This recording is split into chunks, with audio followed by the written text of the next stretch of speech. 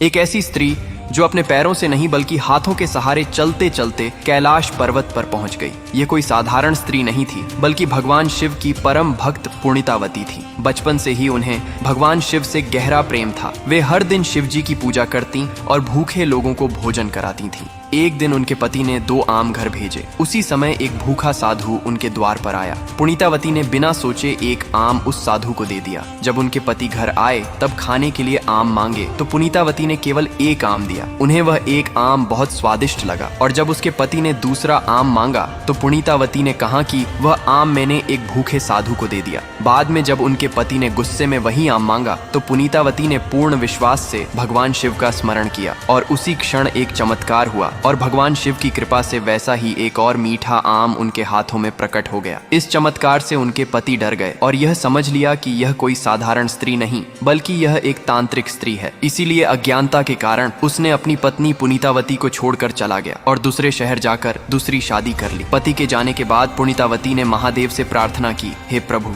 अब मेरा यह देह कुछ काम का नहीं, इसीलिए मुझे ऐसा देह दीजिए कि मैं हमेशा आपकी भक्ति में डूबी रहूं। उसके बाद शिव की कृपा से वैसा ही हुआ। उनका शरीर पूरी तरह से सूख गया और एक कंकाल जैसा खोखला शरीर बन गया। जब उसकी उम्र खत्म होने को आई तब उसने सोचा कि कैलाश पर्वत पर चलकर जाएं और भगवान शिव को अपनी आंखों से देखें। इसके बाद वे हाथों के बल कैलाश की ओर निकल पड़ी, क्योंकि कैलाश जैसी पवित्र भूमि को अपने पैरों से स्पर्श नहीं करना चाहती थी। जब वह कैलाश पर्वत पर पहुंची तब उनकी यह अटूट भक्ति से प्रसन्न होकर भगवान शिव स्वयं प्रकट हुए और पुनीतावती को मां कहकर पुकारा। यह शब्द सुनकर पुनीतावती का जीवन धन्य हो गया और भगवान शिव खुश होकर नटराज रूप में तांडव करने लगे। आज भी साउथ में लोग पुनीतावती मां को कराईकल अमैयार के नाम से पूजते हैं। महादेव को अपने दिल से मानने वाले भक्त कमेंट में हर हर महादेव अवश्य लिखें।